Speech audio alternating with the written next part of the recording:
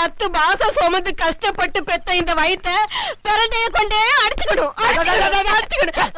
என்ன என்ன பெரிய 10 மாசம் கஷ்டப்பட்ட? உள்ள ஒரு இருட்டு, ஒரு லைட் கிடையாது, ஒரு ஃபேன் கிடையாது, ஒரு ஏசி கிடையாது, கரண்ட் படுக்க ஒரு பெட்டு கிடையாது, பேச்சு துறைக்கு ஒரு ஆள் கிடையாது, தவிச்ச வாய்க்கு தண்ணி தர ஒரு நாதி இல்ல.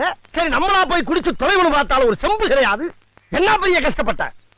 கண்ணை கட்டி காட்டுக்குள்ள விட்ட மாதிரி வடக்கும் தெரியாம கிழக்கும் தெரியாம சிறைச்சாலையில கிடந்திருக்கேன் நான். அது எப்படி கிடந்தேன்? அப்படியே 10 மாசமா குரங்கு மாதிரியே இப்படியே குத்த வச்சே உட்கார்ந்து இருந்தேன். எங்க 2 நிமிஷம் நீ குத்த வை பாப்போம். குத்த வை. என்ன வச்சு எவ்வளவு ஜாலியா இருந்த நீ? நல்ல 10 மாசமா ஒரே விளாக்கல்.